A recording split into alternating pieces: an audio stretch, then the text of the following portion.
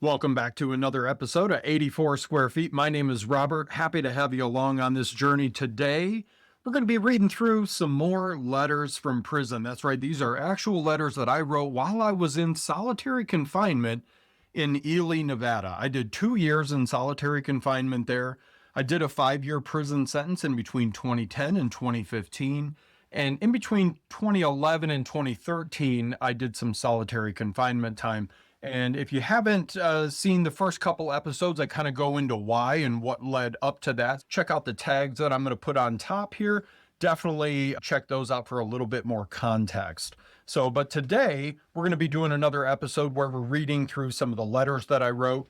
And this just goes into showing what life is like for somebody that's incarcerated, just showing some of the raw realities, some of the mundane things that are happening every day, and some of the things that are on a person's mind, and also how I've changed. I mean, there's a lot of things in here that I look back at now and I just kind of laugh at, and you'll see, I mean, I have no problem laughing at myself. So here we go. We're going to jump in here.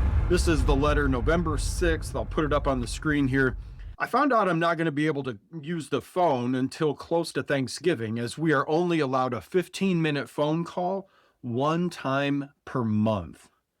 I may be able to use the phone under my neighbor's name, so if you get a call and it's not me, just accept, as no one else has the phone number that we had.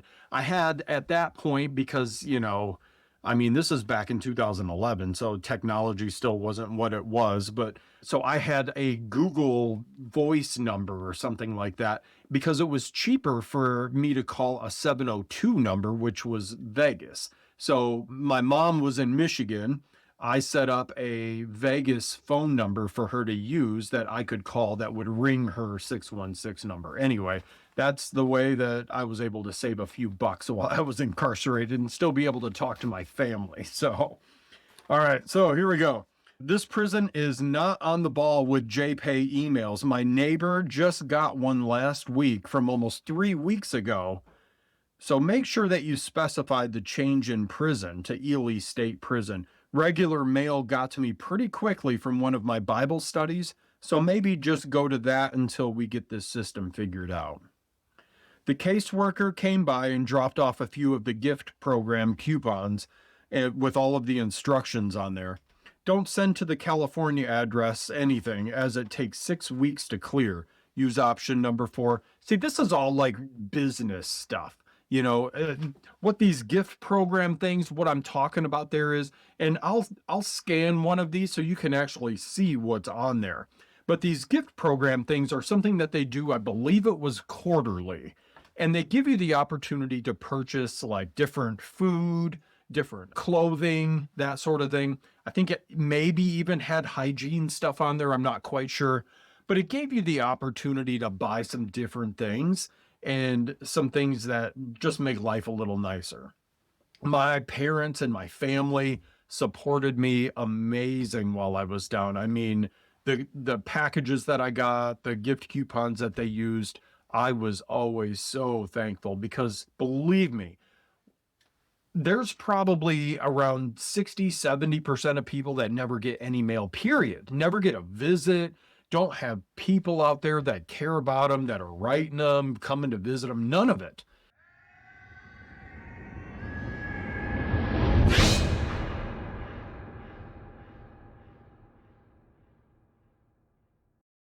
Did you get my address changed with all of the periodicals and newspapers? I am really starving for some news.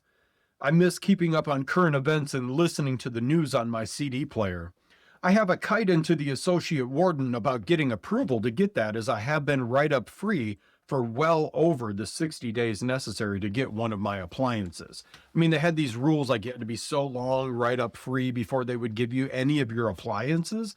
So when I first got there, I mean, I had a CD player and a couple other things, but I couldn't get any of that stuff. I had to like petition for it or whatever. And yeah, and you'll see how long it actually took for me to get it. So, well, my journey through the Bible, I have 40 days left, which at the pace that I'm going, I should be finished well before Thanksgiving. The cool thing is that I can't wait to start it all over again. The book by Larry Lee on prayer gave me fresh insights on how to use the Lord's Prayer as an outline for prayer time, and I have been consciously spending more time in prayer. This morning I was up before breakfast and I couldn't go back to sleep, so I prayed for a half an hour. I'll put a link and also a picture of this book by Larry Lee up here.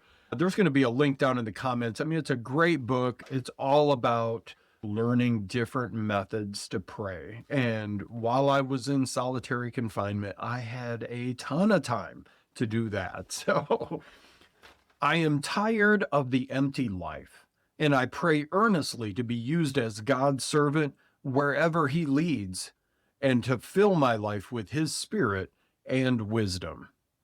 I have read, "You better be careful when praying a prayer like that," and I have always laughed it off. But I truly believe that God has big things in store for me as I put my life and dedication before His feet. In the old tradition, weren't all the firstborn sons given back to God? Well, my first 35 years on earth were about me, and now the next 35 need to be about Him. I have it in my heart to let God show me a full life in His service, because ending up like this in a place like this is no life at all. Could you look up a title for a good study Bible that I could get sent in? Just send me the exact title of it so that I can get it approved first, and then I'll let you know when all is good to send. The Message Bible gives me good, fresh insights into verses, chapters, and even books of the Bible, but there are times that I feel that I want to delve deeper into verse context, history, concordance, and other study helps inside of a study Bible. If it is available in NIV or multiple translations, probably just NIV would be best. I was at the point, I was reading through the Bible. I think I had read through the NIV once while I was in jail, and then I read through the Message version. My mom had sent me that when I had first got down, and I was just nearing the end of the Message version. And if you haven't checked out the Message version, it's a paraphrase of the Bible. The Message version really opens up some fresh insights into the context of verses, just things that were going on, because it was written in the language of the day. So, but there was times when I felt like I wanted to go deeper and just look at different study helps and stuff like that. That's in a study Bible. And so that's what I was asking for. And this institution that I was at, you had to have the exact name, title, author, all of that stuff written on a piece of paper. And then like the associate warden had to approve that before your people could send it in. So even though it may be coming from Amazon, it may be coming from a publisher, still didn't matter. It had to be approved by the warden in order to get into the prison. I'm submitting a kite today to let the caseworker know that I can move in with a few different guys in this unit. I guess if I find a cellie, they will move us both into general population, which will be a bit more freedom, but still no tier time, showers every other day, and rec yard daily. We haven't had rec the past few days because it snowed really bad a few days ago. Remember, this is the beginning of November, but this is one of the coldest places in the United States, so there is that. The major advantage to moving into general population is that you get all of your property back. So you can see kind of where I was at here. I didn't care if I had to share a cell with somebody that maybe I didn't like a little bit. If I had my CD player and a few other things that were in my property, I figured I could get through it.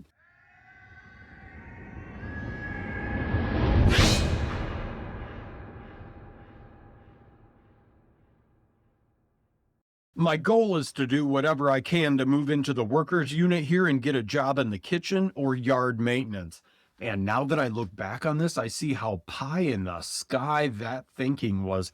I mean, I'm on a yard where there's like 1,100 people, and maybe 100 people have jobs. And those people that have jobs have pretty long sentences. So yeah, the likelihood of me, I'm a short timer with a 3 to 10 doing 2 years in the hole, like they're going to give me some special privileged job. But at the time, it was one of those things in my mind that I started to use as just a little bit of hope. Like, I'm going to hold out hope that maybe I can get this. It's a possibility that I can do that. So it's like holding on to those things because that's the one thing that keeps you going for another day. I can do this for another day because I know I might have a chance to do something else. I might have a chance to be a worker in another unit. I might have a chance to be on yard maintenance. So it's those kind of things that keep your mind engaged in life and kept me kind of on the, I need to just focus on what's the next thing I'm doing. What's the next thing I'm doing? The food here is definitely a notch better than high desert as far as quality and quantity. That has been a blessing as we are not allowed to order food while in the hole. I have been praying specifically for a good celly, as that does make your time go by much easier. I tend to be a pretty likable guy, so I've been blessed thus far while I've been in prison. The dictionary thesaurus is great. I use it daily and I keep it right by my desk so that it's easily accessible. This is how big of a geek I am, okay? So I had a subscription to USA Today. I loved that newspaper. I was able to keep up on current events, kind of see what was going on. And the best part of USA Today was they had in the back a Sudoku puzzle. They had a crossword puzzle. They had a couple other things. It was like a whole little activity sheet. I lived for that activity sheet. So I got the newspaper 5 days a week, I believe it was, and I would literally sit down for hours. I would look up stuff in that thesaurus, and I would go through and I would get that entire thing done generally in one day. But I mean, you have nothing else to focus on. There's nothing else to grab your attention. So it was all whatever kind of media that I could consume. I didn't have a tablet. I didn't have a phone. I didn't have a TV. I didn't have a CD player. So it was really whatever I had paper-wise in my cell to be able to fill my mind. So I loved having that USA Today. I loved having that thesaurus. I would legit like look up different words just to see what synonyms and antonyms were. And I mean, that's how boring it can be. I mean, I'm left-handed and I taught myself how to write with my right hand. Who does that? I mean, that's the extent of the boredom inside of solitary confinement.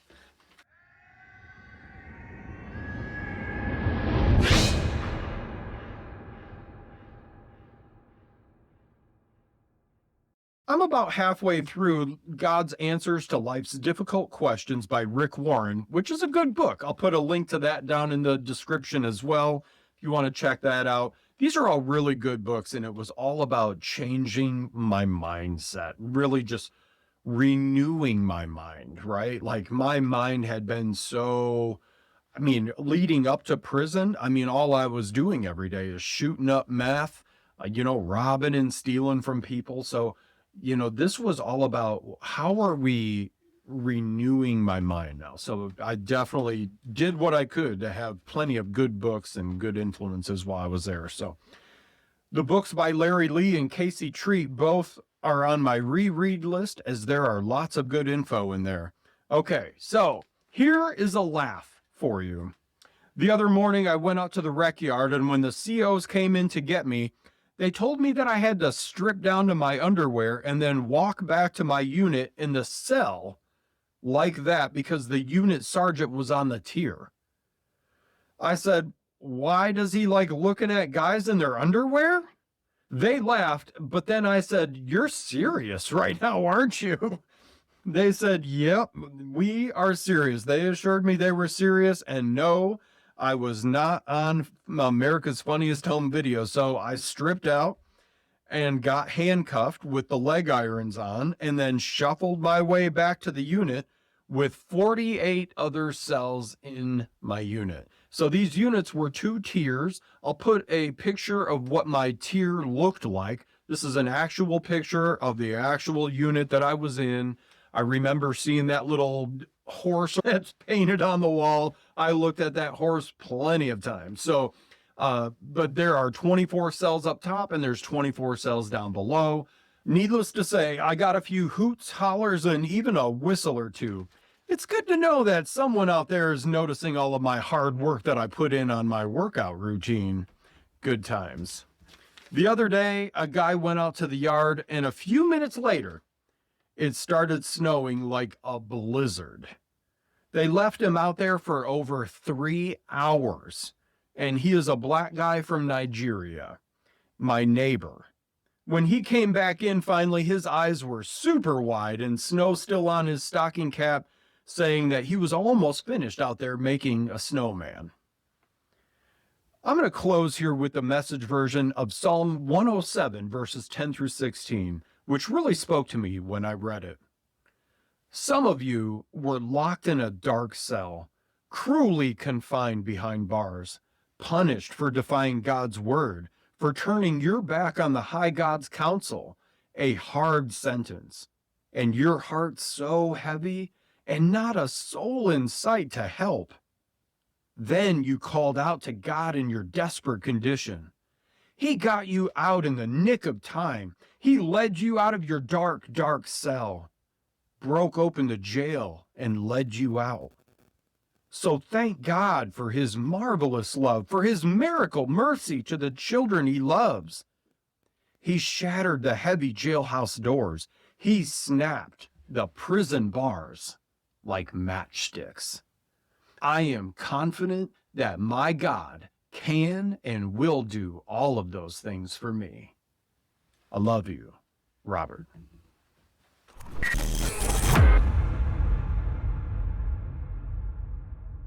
I'm here again with another letter. This one is dated November 20th. I say, Mom and Dad, thanks so much for the long JPay. JPay was the way that you, and is the way that you send money and also emails, that sort of thing. So if you have a JPay account and you have somebody that you know that's in prison, you can send them an email and then they're going to get a print off, just like on a piece of paper. It's secure, it's quick. Generally, it's quick. I mean, there are times when I've known it's a couple weeks before somebody gets their JPay. So, but I said, thanks so much for the long JPay. I just got it a few days ago. It appears as if mail is flowing here now. I started getting my USA Today. Oh, yeah. And I mean, if you listen to the last letter, you know how much I love that USA Today. I mean, little things like that made my day exponentially better. I mean, I would read through every page. I mean, the cooking section, yep, I'm reading it. The food section, home and garden, yes, I want to read everything about homes and gardens. Yes, absolutely. On the magazines, I said go to www.inmatemagazineservice.com and get their phone number and let them know that I have changed addresses. They are the company that Janelle purchased the subscription through and will maybe have more info on handling that expeditiously. I mean, you can see my thesaurus really coming through here in some of the words that I use. I mean, I look back, I'm like, who is this person talking right now? On the Inmate Magazine service, I'll put a link up to the Inmate Magazine service. If you know somebody that's incarcerated, this is a really great service. You can get like 6 different magazines, I think, for like $39 for the entire year. I mean, this kept me so busy. I had like Wired magazine, I had a Reader's Digest, I had a Muscle and Fitness, a Men's Fitness, a Men's Journal. I had all sorts of stuff to read. And believe me, while you're in there, that is some of the best things that you can do. And it just kept my mind engaged. So skipping down here just a little bit, I write Happy Adoption Month. That's right, I'm adopted. I was born in September.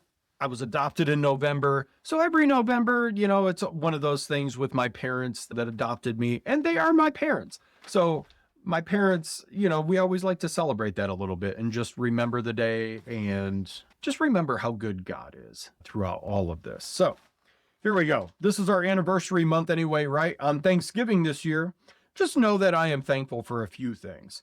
The power of Jesus' shed blood for all of my sins, a loving family that chose me to grow with them, your continued support through letters, photos, and financially, and lastly, the shared belief in a brighter future with Christ at the center of my life. Philippians 4, verses 6 through 7. And before I read this, I'm going to put up a picture of the cell that I was in. This is a picture of the exact cell that I did my 2 years in solitary confinement. So I'm going to put that picture there. Philippians 4 verses 6 through 7 in the Message Bible is my assurance. Don't fret or worry. Instead of worrying, pray. Let petitions and praises shape your worries into prayers, letting God know your concerns. Before you know it, a sense of God's wholeness, everything coming together for good, will come and settle you down. It's wonderful what happens when Christ displaces worry at the center of your life. What a great verse and an even better promise. Speaking of the Message version, I finished it on 11/11/11 and I started over, but this time reading full books at a time instead of bouncing from Old Testament to New Testament every day. I'm in Exodus right now, and God has gone from being a monolithic deity to a very close friend and a personal savior as I have learned more about him through daily submersion in the Word and other books and studies. Again, like a monolithic deity? Who did I think I was? I mean, oh my goodness. So yeah, I don't really talk like that. So that's just the effects of solitary, just not having anybody that you could have a real conversation with. And I'm stuck in the cell with a thesaurus. So, I mean, that's the result.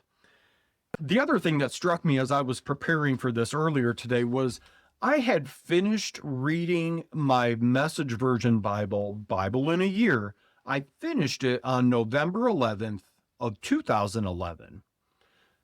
Now that day may just sound like, oh, it's a fun day, 11/11/11, right? But my grandpa, who I was very close with, his name was John Vreeman.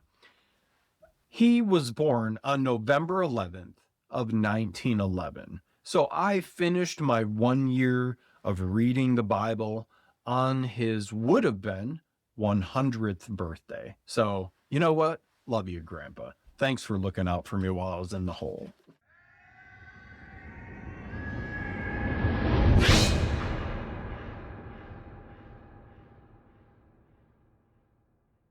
I wrote Vernon a 4-page letter trying to break some ice with him and inform him about where I'm at and why I wasn't sure how much you had relayed to him. Vern is my brother, and yeah, we have a little bit of age between us, and I was already out of the house by the time he was kind of coming into high school and stuff. So there was a lot of disconnect, and I was already out smoking weed and partying and going to the army and all that stuff that I did when I was 18, 19, 20, right? So I wasn't really even in their lives at all.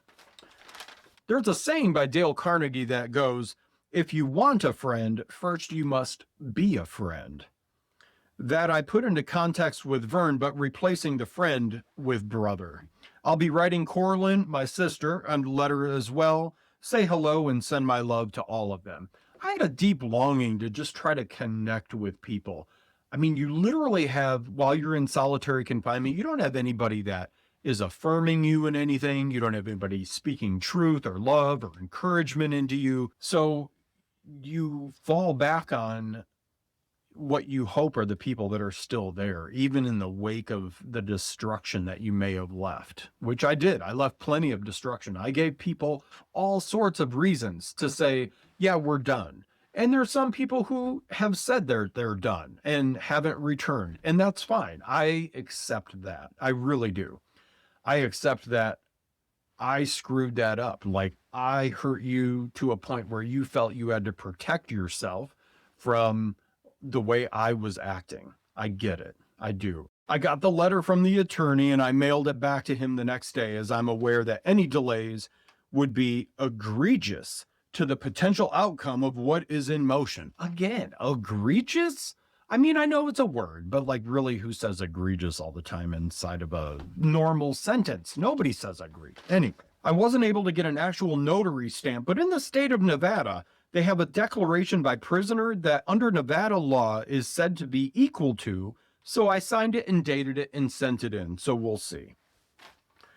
I would love to see some new photos of the house as well as the reunion if you can't put some together inside of one of those collages like you've done previously.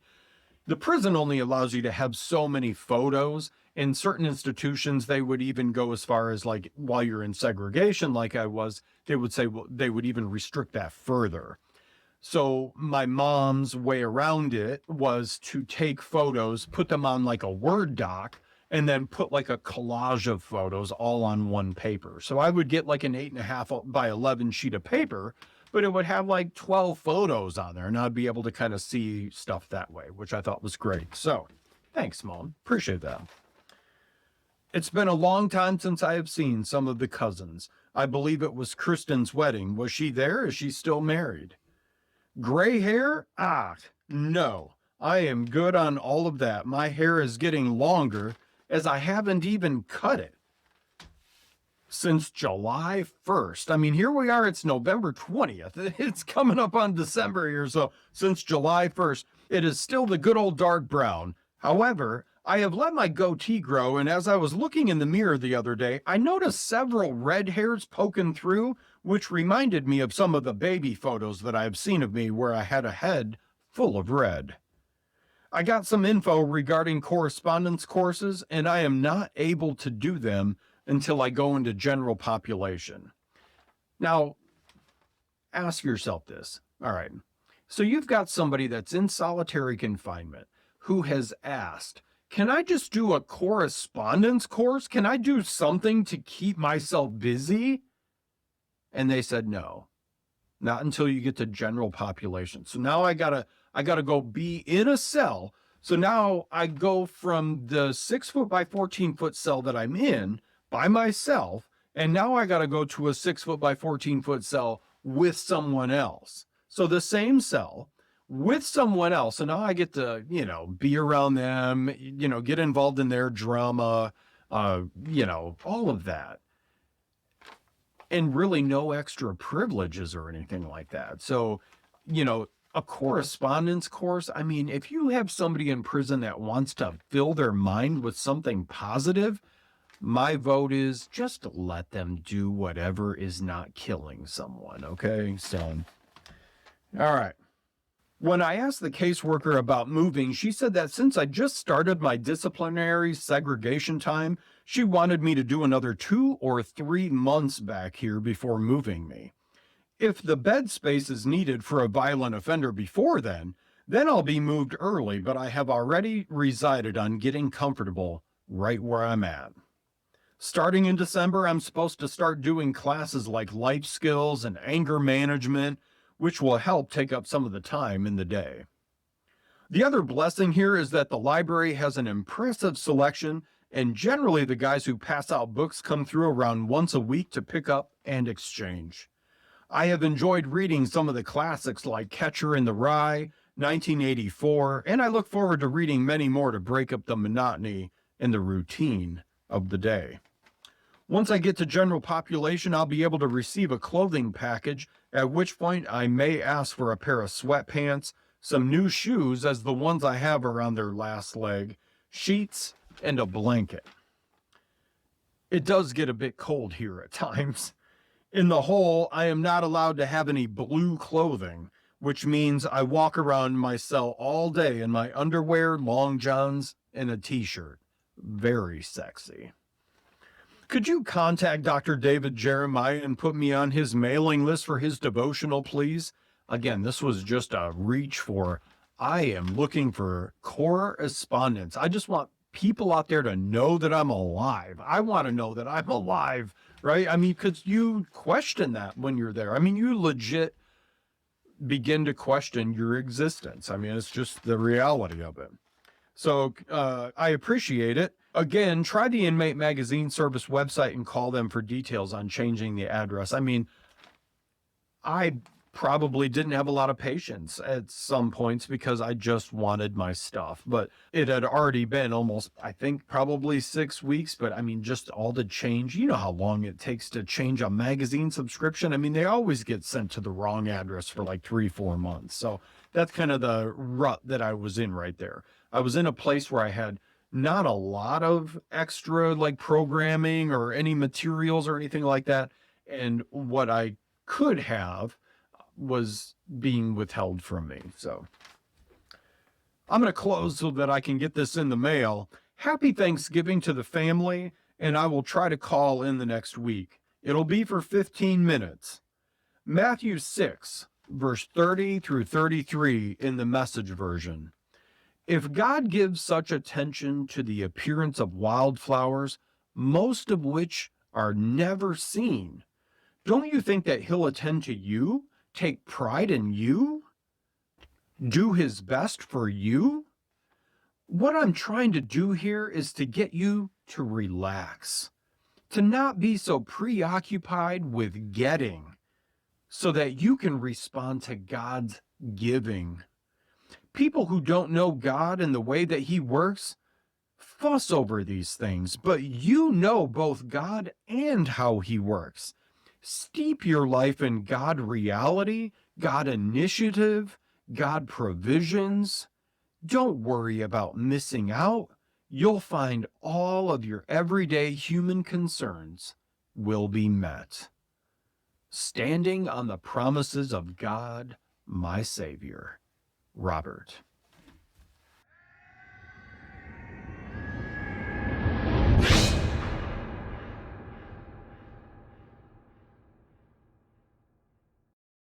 There's the two letters from November. We had November 6th and 20th right there. You know, I hope that that gives a little bit of insight into just the daily things, also the longings of a human's heart, the longings that somebody has when they're just trying to connect, the longings that somebody has when they just want something to fill their mind. You know, all of that. So I got a few other letters that I'm going to be reading here. I've got two more for December. So this is December 8th and December 29th. There's a lot of stuff here just before Christmas.